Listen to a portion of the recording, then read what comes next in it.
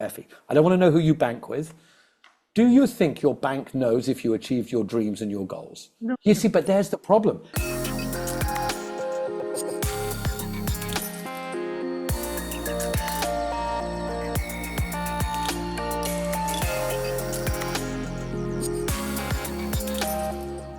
Hello, everybody, and welcome to Conversation and Insights. Today, the topic is one close to my heart, which is wealth tech and robo-advisory. And I'm delighted to connect with Ned Phillips, who is the CEO and co-founder of Bambu, one of the early pioneers in robo-advisory, joining us from Singapore. Let me welcome you, Ned, and thank you for joining us. Well, Effie, thank you. I appreciate it. I know we've chatted a lot on LinkedIn and messages, and good to connect. I followed some of your videos and shows before, so thank you for the chance to talk about wealth tech, Bambu, and whatever subject we'd like to get into. Yeah. Financial wellness, right? It's such a major topic for everybody. And that will not change. You know, the delivery methods may change, but financial wellness is core to all of us, no matter what, right? I think it is. I remember when we started building Bambu, and it wasn't, like a lot of things, you're trying to change an industry or do something different, but the same goals are there for everybody. Everybody would like to be financially secure. Once you're secure, you'd like to grow your wealth, then you'd like to protect your wealth, but nobody wants to do it in a more manual way. Everybody wants to do it in a more digital way.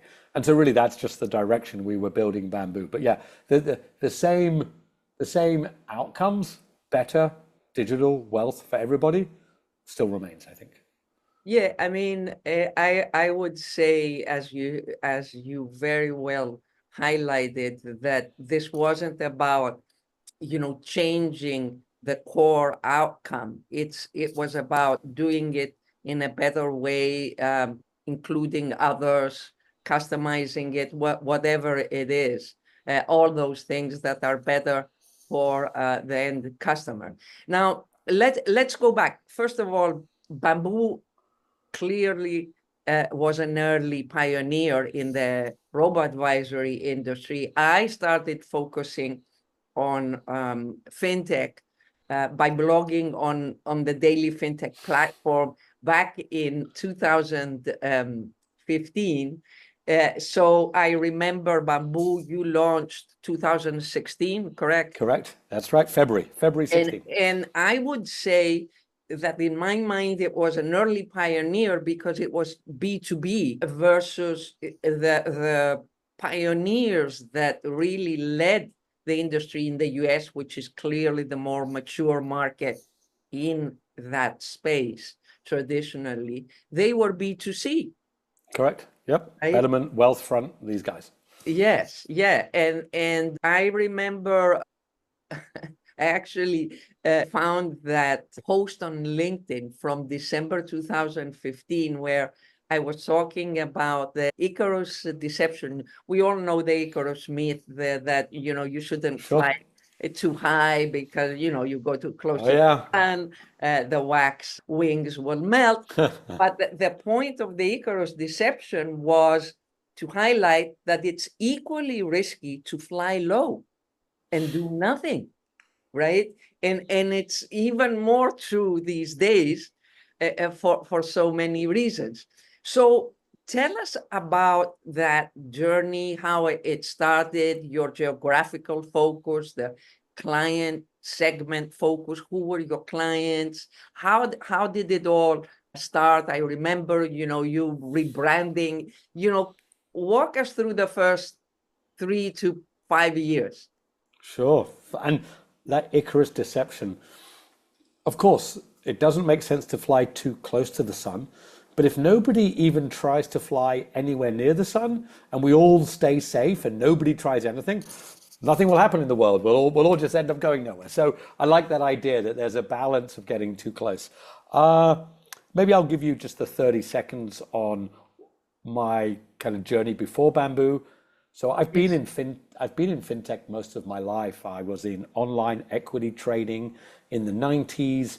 I was in stock exchange technology in the 2000s and the 10s. I'm not a tech guy, Effie, but I've always sold tech. And I understand enough tech to know what people might want or people might buy.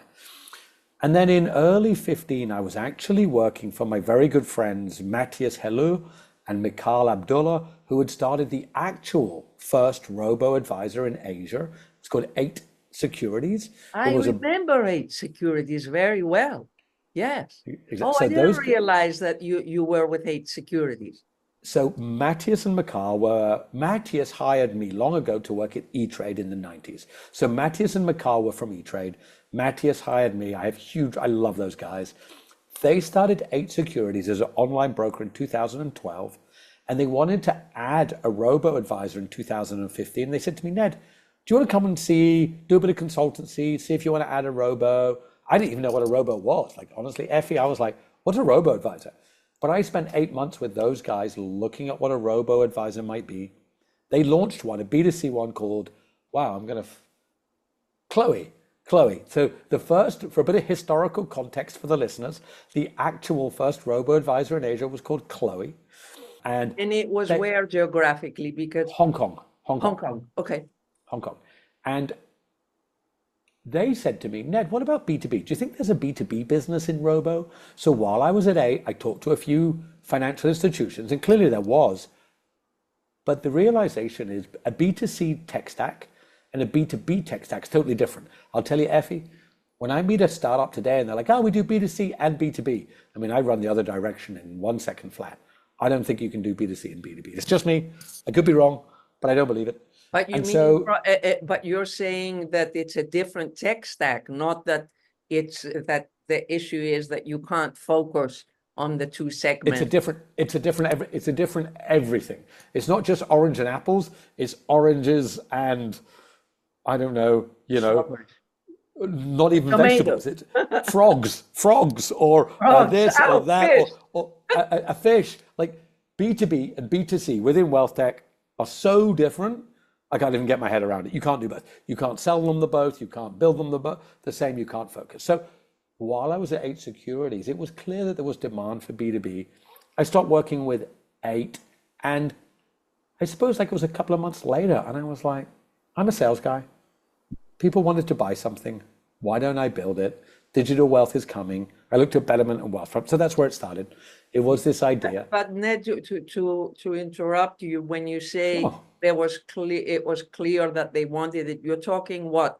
You're talking large incumbents like universal banks like the HSBCs of the world, or you're talking regional banks, or you're talking brokers? A bit of both, mainly the regional and larger banks. When I say they wanted it, my pitch was this: would you like to increase revenue, decrease costs, and make customers happy by making wealth digital? I don't think we even really use the word robo-advisor so much, but I used Betterment and Wealthfront as the example. I said, you see what's happening in America? Even though it's early, customers, we used to have this pitch, Effie, that was, and this is so in 2016, the pitch was this. Do you remember 10 years ago in 2006, banking wasn't digital? And even in 2016, banking was. Can you imagine another 10 years, wealth not being digital? Wealth's going digital. You should get on board. I'm going to build it for you. Please talk to us. So that was the pitch, rather than this esoteric, innovative, we're a robot that people don't understand. And I decided to start it, and when I first built it, I didn't build anything, Effie. I got a design company called Tiger Spike, a guy called Luke Jansen. He built the front end. I got Finantics, a wealth tech company, to build the back end. I stuck them together and I went out and sold it. And that was the genesis. That's how we did it. I went out and sold it from there. And you started from Singapore, and then you went where in Asia? Where was the expansion in Asia? You came all the way to the US. I remember seeing Bambu in the AWS ecosystem, and then in the Microsoft ecosystem, and so on. Yeah. So I think people know I'm a sales guy. I have a very different view to geographic expansion. I don't, this is going to sound maybe a bit strange. I think people overthink it. How did we go to America? So our second client came from Brazil, a bank called Itaú. Itaú is, and how did we find them? I think the internet doesn't care about geography. If you can speak to somebody on Zoom, even back then, we just emailed people all over the world. We didn't think of, oh, so now we're in Singapore, therefore we must call Malaysia. That doesn't cross our mind, doesn't cross my mind. Of course we called Malaysia and we ended up we had Malaysia's biggest bank as a client. But I think so many people are this, oh, so I'm in Asia, so I can only call Asian clients. Why? Now, some may say, Effie, one of Bambu's downfalls was that we were all over the place. So we had clients in Brazil, America, Germany, Saudi, Dubai, Thailand, Hong Kong, Singapore, blah, blah, blah. We even once produced a sticker that said, Bambu, you can buy it everywhere except the Antarctic. And we got a little carried away. So we didn't succeed very well in Europe, but Bambu basically had about 30% of our revenue in America, 20% in Middle East, Africa. We had clients in Kenya and Uganda, and then 50% in Asia. And what was the business model? Was it a classic licensing model? Was it the revenue share? Was it how was it structured? Sure. So we were custom building for large enterprises. So we had clients like Standard Chartered, HSBC, Franklin Templeton. We were designing and building these digital wealth products for them, digital wealth journees. White label, always white label. Well, white label's a strange word. White label suggests you just slap their brand on it. It was not that. The word white label and custom, I think this is really an important differentiator. Okay. White label means you kind of just change the skin, make it look a bit different, put a different color, logo, words. But in reality, no big bank white labels anything. No HSBC or Standard Chartered or Citi or Wells or anyone, if they're buying a software, unless they're buying Salesforce, Oracle, Microsoft or AWS, if they're buying a startup software and they ask the startup to change, the left button to the right button, most of us do it. Should we do it? That's another whole topic, and we can spend hours going down that road. But it's custom build. So our business model was we would charge the financial institution anywhere from a 6-figure to a 7-figure price to customize, integrate, deploy a digital wealth journey fully. And we connected it to broker, custodian, core banking. It was always transactional. And then we would get a license fee based on the number of users when it went live. So when it went live, we'd get a minimum monthly fee plus a per user license fee.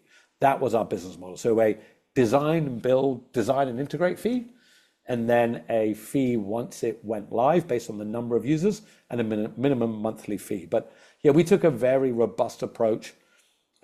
I believe the internet doesn't care about countries. You can email, whether I email somebody in Brazil or Singapore, makes no difference to anybody. And maybe it's just a Singapore thing. I always get asked, how did you expand to America? I'm like, I just call people in America. I just call them. It's not an issue. And I don't want to be too blasé about it. Of course, you have to do some customization work. And we put a lot of effort into America. I went there 20, 30, 40, 50 times.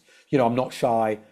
I'm not shy of flying economy, doing the hard, staying in the cheapest motels and grinding it out on the streets to go and win deals. I went to every event in America where other people were like planning to go once a year to America. We went 6 times. So I think we had more of a,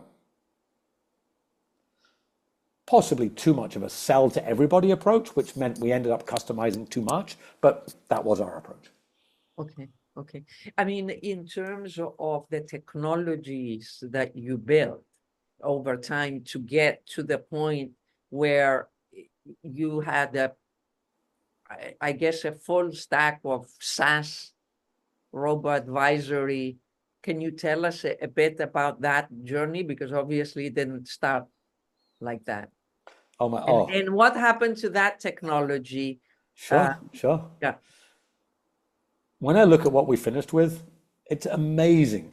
So the set of APIs, Effie, that we finished, what we had at the end was unbelievable. Everything you would need to build a robo-advisory, from all the front end, financial planning, portfolio planning, to the goal-based planning, to all the integration to brokers, custodians, all the integrations to regulatory reports, all the data integrations. The inside of a robo is so complicated. To build multi-goal planning, to split ETFs, to move them around. When we started, Effie, I had a whiteboard. I was drawing on the whiteboard. This will go here, that will go here. Remember, my background is in stock exchange, technology, and equity trading. I know the life cycle of a trade. I know how ETFs trade. I know start to finish how broker custodian. What we really built powerfully was all how the insides of a robo work. When people use Betterment and they press buy that ETF for that portfolio, I mean, the lines of code, the work that's been done to make that happen is incredible. So we started with really our first client. It's called Crossbridge Capital. It was a asset manager in Singapore. We designed and built a robo for them, and myself, a guy called Pierre, Aki, a few other people. I hate to say we were making it up as we went along, but we were to a degree figuring it out, and we just got better and better. And by the end, we had an unbelievable stack. And what happened to it? We sold it multiple times to both our clients and to other third parties who brought the code as the company was closing. They brought copies of the code. So our code lives on with multiple buyers of the code. Interesting. And in terms of we have to touch on AI, and I know that you were using already machine learning in some aspects of your stack. Can you tell us where you were using it? Honestly, I think AI in wealth management is so overplayed, overdone, overused. Regulators don't like it. I'm going to say almost to a point, I think there's almost no AI in wealth management today. I could be completely wrong. There's AI in efficiency. I think advisor tools are automated. A lot of the work is automated. But is there any AI algorithm running money for mass retail people today? No. What we did build AI, a tool called People Like Me. So the idea was a bit like a Netflix algorithm. If you like documentaries about nature, and so do other people, what they watch, you will watch. We did that. Obviously the Gen AI revolution, if it can even be called that, is so early, so new. When we were working, but I imagine that you were using machine learning techniques to help portfolio. No. So interestingly, Effie, and this is where Bambu was different. We had a portfolio builder, but the really interesting part, Effie, is I'm going to say, and I don't know for sure, so the guys at Betterment will probably shoot me down. Betterment, Wealthfront, Nutmeg, Stashaway. It's just a human planning the portfolio. There's no AI in the portfolio. Think about it. Regulators, if you had AI managing portfolios and it went wrong, who's to blame? The word robo-advisor, I think, was the wrong terminology. It's digital wealth. In essence, we were doing mass retail. So most of our portfolios were just conservative. I mean, Paolo Cironi talks about this a lot, and I totally agree, like with many other terms. Robo-advisor is neither a robo nor an advisor. Correct. Right? And, it's like stable coins are neither stable nor coins. No, coins. Robo, the word, we had Paolo Cironi. I love Paolo. We had him on our podcast. So I'm not saying AI isn't important in the world, 100%. My dad, as I've told many people, is one of the AI greats. He's been in AI since the 60s. My dad's book on AI will revolution AI more than anybody knows. So I do believe, I don't believe we've even begun to understand how the brain works. Do I think there's any AI being used for people who use robo-advisory today? I do not. No, I do. So did we build some machine learning models? I tell you what, Effie, we did build some models that would help predict people's financial life. So given the idea that somebody is 30 years old with one kid, we built models. We could not sell it. No bank, no financial institution would touch AI because they were all concerned with liability around it. So even if when we tried to build it, very, very difficult to sell because financial institutions are more concerned with risk of getting something. For example, if you use AI and it gives somebody a financial plan and they lose money, the bank's getting sued. Full stop. And if they haven't rigorously tested that model, they're getting sued for more. I'm not saying AI isn't important. I think it's an efficiency tool in wealth management, but I'm going to say it's an incredibly small amount of people today who have any AI in their wealth management. Yeah, I mean, maybe for research, I believe that in research, investment research, these tools can offer major efficiencies. Yes, yes. But that has, is a small part and of the, life cycle of That's right. managing our financial. And I think the people who do, I think that's entirely right. So I'm not saying AI isn't important in investment management, but robo-advisor is generally for mass retail. What mass retail people need is access. They just need to be able to invest in simple, conservative, medium, aggressive, if that's their desire. And quite frankly, we don't have yet solid evidence that all these digital wealth offerings that have been launched either by fintechs or built in-house by incumbents, that they have really made a difference to the bottom line, like increased the number of people that invest, like moved a big percentage of people that had never invested into investing, and changed the habits of people. Well, it's interesting. So I don't want to be harsh, but financial institutions don't care about somebody with $1,000 to invest. They just don't. There's no money in it. What I think robo-advisory or mass retail digital wealth has done has allowed people to begin their investing journey earlier, to start with $1,000. No advisor will ever talk to anybody with $1,000, ever. But the person with $1,000 needs access. So I do think it's mobilized a large number, but a small amount of AUM.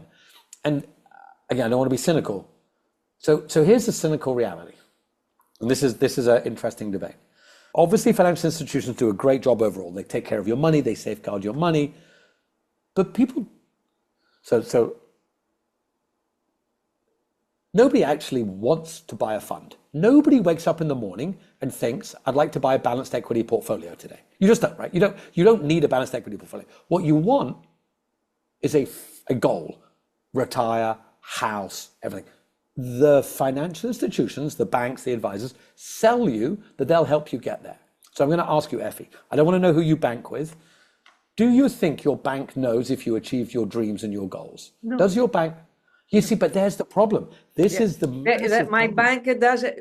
They should know, for example, when my kids finished school and went to university, and they should have known that and come to me and said, oh, your kid's now in university, your life is in a different phase. What is needed now, right? And how close are you to your next goals and so on? But that didn't happen. And I think in a way, digital wealth can start to move towards it. It makes people feel, as I think about the robo, we tried to build more of that intuitive work, which is, so for example, here, I'll tell you something that we built and no one would buy. No one, and this is, we tried to build reality and the financial institutions had no interest. Let's say you want to buy a house in 10 years. And just for sake of easy numbers, you have to save $100,000 a month a year, over 10 years. And in 10 years, you have $1 million. Let's get rid of inflation and everything else, right? Yeah. If you miss 1 year saving $100,000, clearly you either have to wait another year or you have to put more money in, right? Or buy a cheaper house. We built a tool that said to people, you can't have the house you afford or you have to wait longer. Not one institution had any interest in that because they said, oh, we don't want to tell people they might not. No, we're just selling them products. That's not our problem. And this is, I think, where digital wealth has helped. I think we should sell goals, not products. We should sell outcomes. We even built a product that allowed an institution to get their fees on outcome of goals. So this is the idea. Imagine we said to a financial institution, you're helping people achieve wealth. Yes. So you get paid when they achieve wealth. One, nobody wants paid on outcome. Yeah. Crazy, right? Yeah. So they don't want to be paid on performance, basically. Performance, outcome, and also, but the biggest decider if you achieve your goal is not the ETF or the mutual fund or anything like that. It's if you made a promise to save X amount a month, $100 a month, the biggest predictor of achieving your goal is not the market or the ETF you brought or anything. Did you save $100 a month? Yeah, yeah, yeah. And if you didn't, we need to find out why. And we need to either help you do that or decrease your goal. I was on a robo a while ago, and what I put in is, I want to buy a $10 million house tomorrow. What do I do? And I don't have 10 million because, as people know, Bambu didn't work. You know what it said? It said, yeah, just buy this fund. You'll have a house tomorrow. I'm like, you know I won't. Like, you don't care about my goal. You're just selling me a fund. What are you talking about? Yeah, It's madness. So I think digital wealth, and I think AI can really help here. I think the idea that an AI tool will, because an AI is unfeeling. It's like, hey, dude, you don't have 10 million. You have to wait. And here's the way to achieve your goal. That's my dream for digital wealth. Yeah, well, but you're recognizing that there's a conflict of interest here, and the role of emotions in all this part of investing and financial security and wellness and Of course. So what are the learnings? I mean, you when did you decide to shut down Bambu? I guess the reason was it wasn't profitable, but of course, the question is, why did you decide to close it? Because profitability wasn't, it didn't seem that it will happen soon. What was it the market conditions, an inability to fundraise? What happened there? To start with, it's on me. Like, I'm always a believer, when you're the captain of a ship and it sinks, it's you. If you're the captain of the ship and it sails home triumphantly, it's the crew. So ultimately, we made some decisions along the way that led to us not being profitable. We were actually getting quite close. So we were the closest we had ever been. We had cut costs pretty hard. We had increased revenue. But I think we made two main mistakes. So of course, I'm not going to blame market. I'm not going to blame fundraising. I think if I think back on Effie, we did a lot of good things. We had billions of AUM. We had hundreds of thousands of users. We had some of the world's largest and biggest regional banks, Malaysia's biggest bank, Indonesia's biggest bank. We had a large client in Saudi. We had Franklin and Standard Chartered. We kept customizing too much. We weren't every client. We did too much customization. So we really ended up running 20 or more different products, even though they were using our APIs.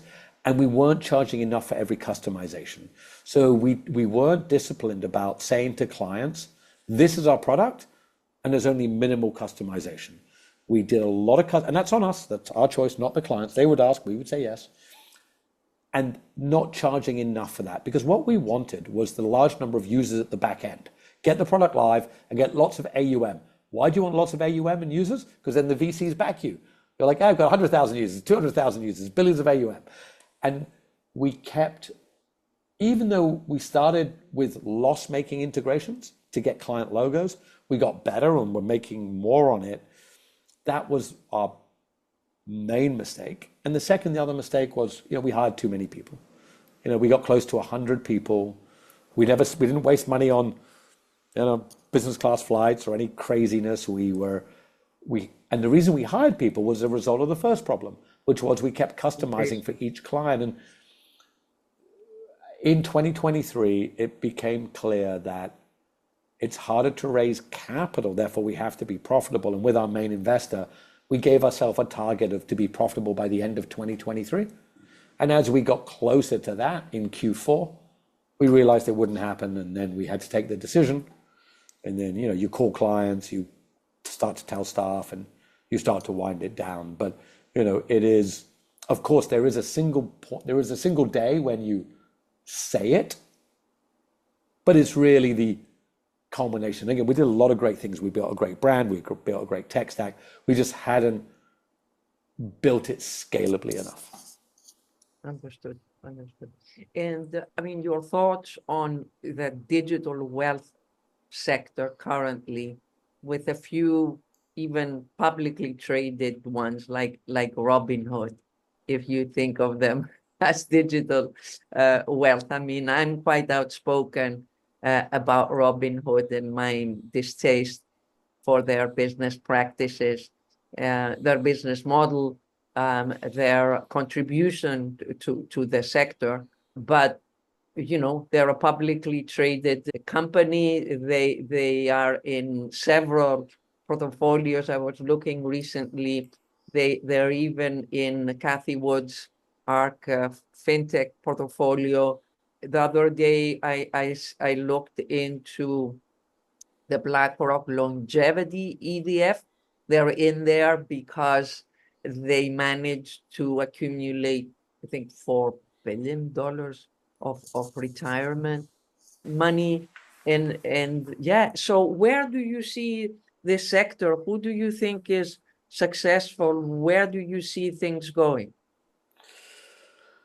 Too many. It's okay. No, it's great. Let's answer your first question, Robinhood. I actually, before I started Bambu, I met the founders. They came to Singapore. I was even talking to them about running Robinhood International because, I come from online trading, E-Trade. Yes. When I met them, what I realized, Effie, is they didn't come from finance, most of them. And they looked at an equity trading ecosystem that was inefficient. And they were like, well, how can we just change this? They didn't come from Morgan Stanley and the big banks and have all of that pre-built thought process. They were more tech guys. One of them had been in high frequency. And I remember when I met them, I was like, wow.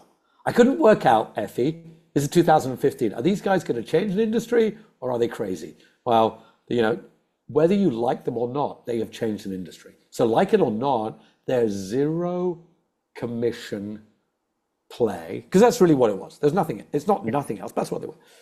They know how to make money elsewhere, right? They sell their flow, they sell their stock, they loan the stock, all the different kinds of things.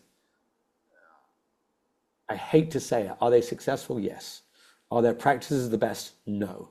Do I think that they have given many people access to wealth in the wrong way? i.e., let's buy GameStop, let's buy crypto, let's go. Let's trade options. Let's trade options. Let's give people 100 times leverage on an option call on a BT on Bitcoin. I mean, guys, come on. Yeah. Like that's let's do 24/7 trading as if that is going to, impact our financial well-being.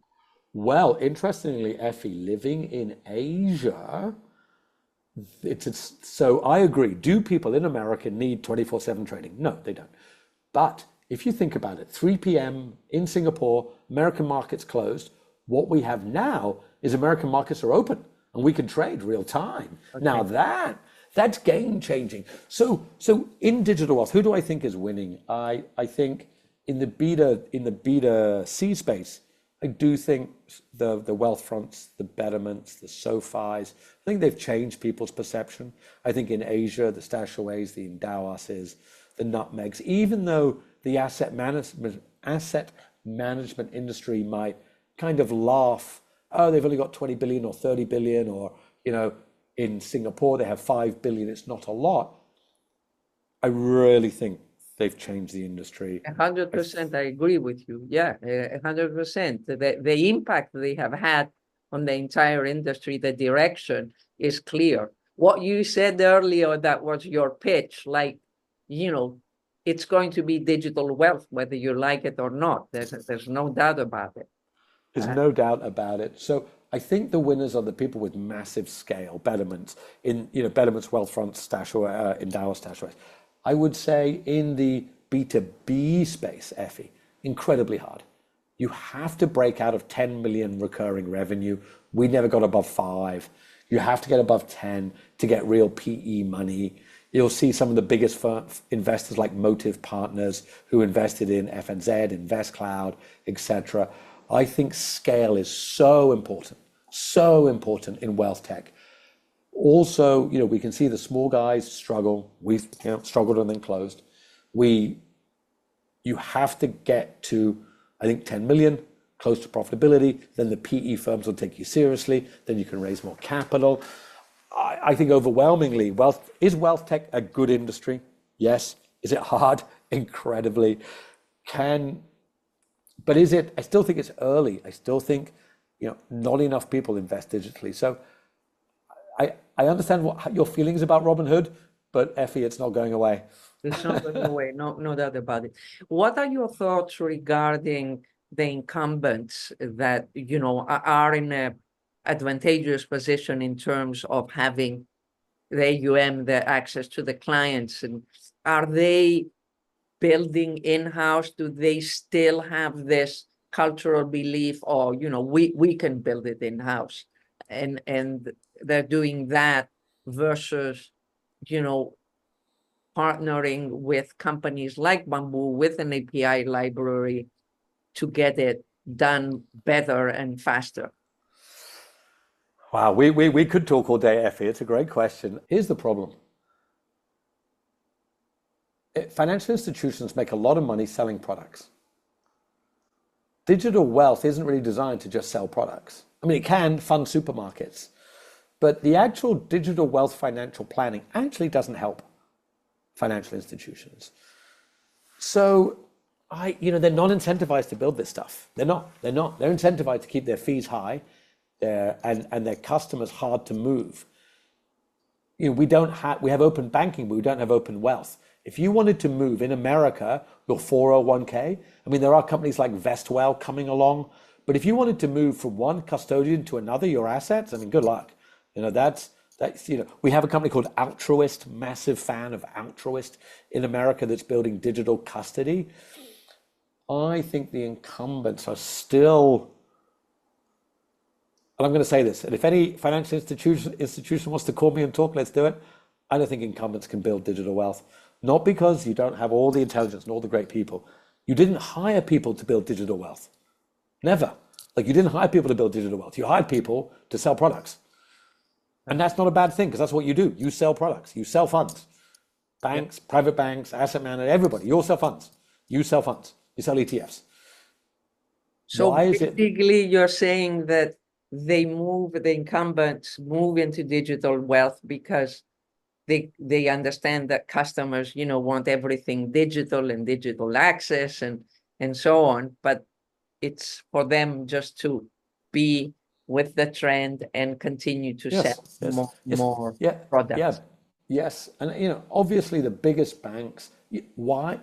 By moving to digital wealth, they make less money because people expect a lower fee with digital wealth.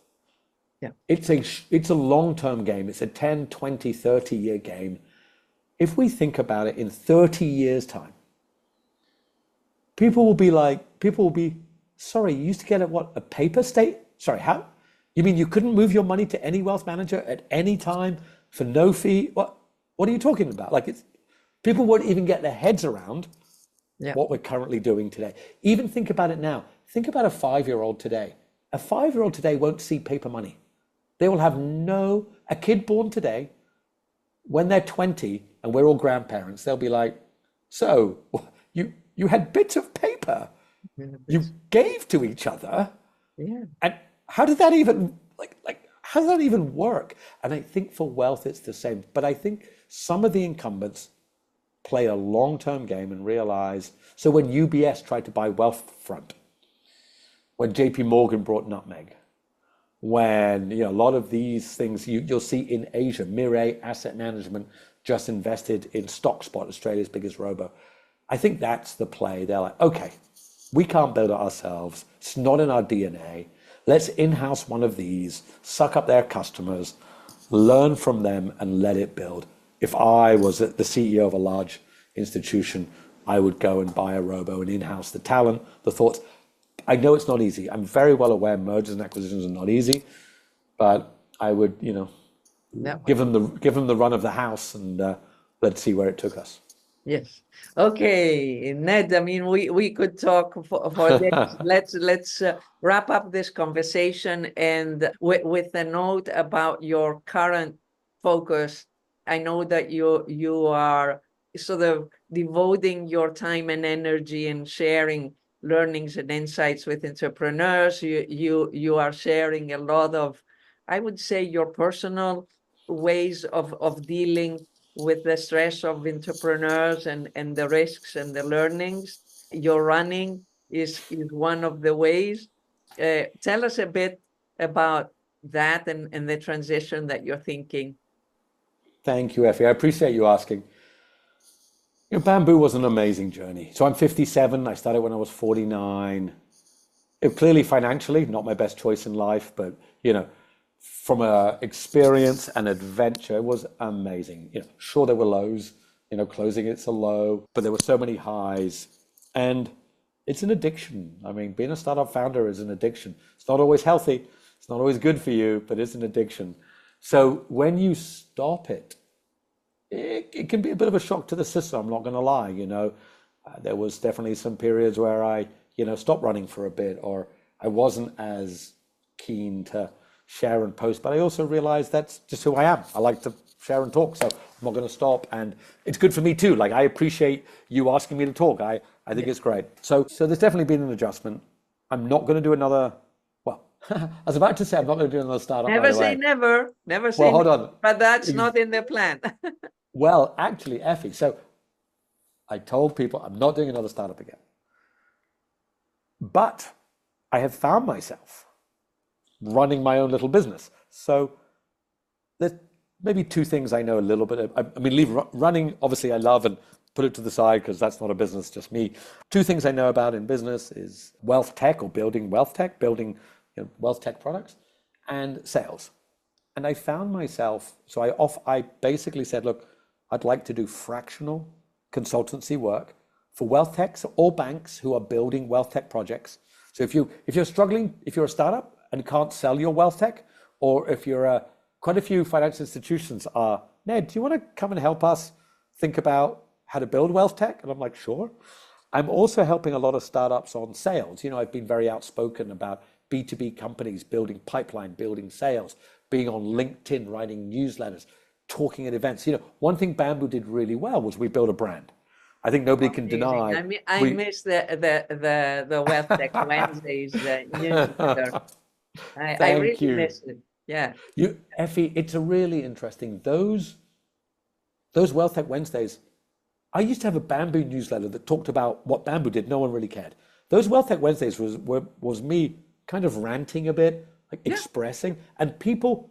But in the same way you write, Effie, I follow you on LinkedIn. You write what you feel. Like, it's not ChatGPT. You say it. No, it's not chat. Yeah. People really value. So when I say I'm not doing a startup, I now have quite a large number of consult clients. I have a small consult business.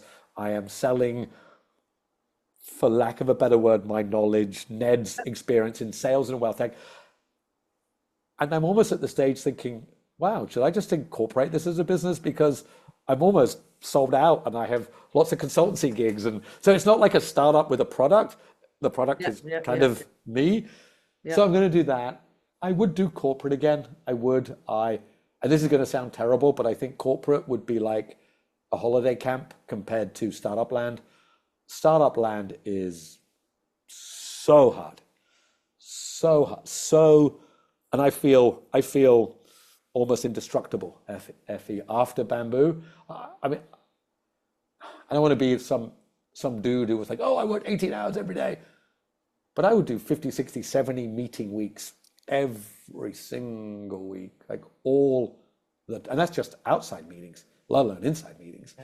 Yeah. So I feel very. Are you aware of you? I'm sure you know Nectarios Lolios, who talks about the issues of mental health, burnout of entrepreneurs, and how they are prone to these issues because that's how it is, and even the VC ecosystem is not helping there. It's a really important topic, and as Bambu went through tough times, mental health was really hard.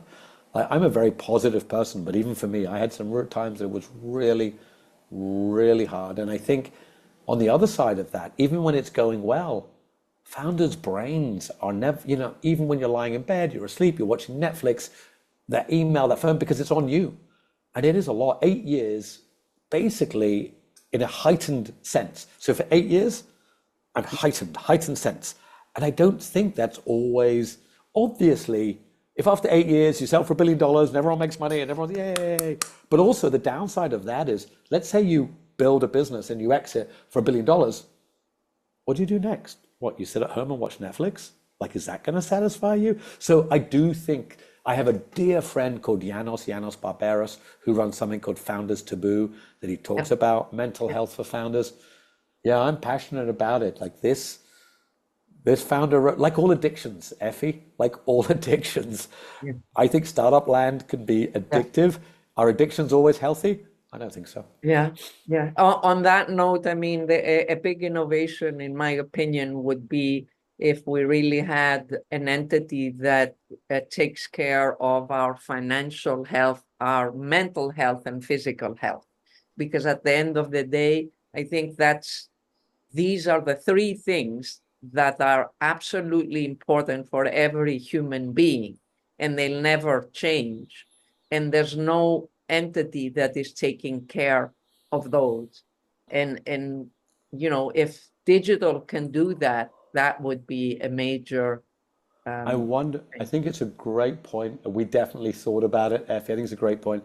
I'm wondering, this correlation, you see people's wealth increasing, but imagine if as their wealth increased, their heart rate increased, their blood pressure increased.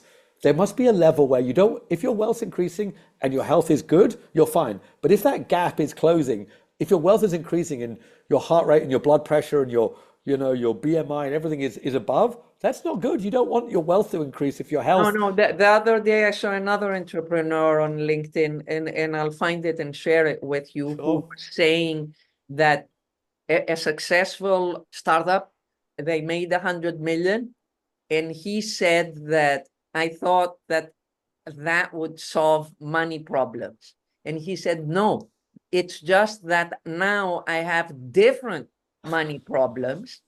And therefore, the whole work is dealing with these issues that are relative, right? That our mental issues are relative to where our physical wealth and our financial wealth is.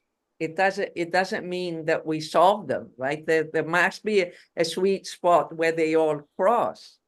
Must be. And I do think we'll get there, obviously, with AI learning more about us. This is where I think AI can help. I don't think we need AI to sell more funds, but if AI could balance our life so we could do more valuable things with our life, I think that would be great. And help us really focus on our choices that are more aligned with our purpose. And these are very subjective, right? And that would be great. Ned, thank you so much for this wonderful conversation. Thank you, Effie. I appreciate you having me come on. I really do. And I just want to, good luck with your book. I know you've just brought that out, so good luck with that as well.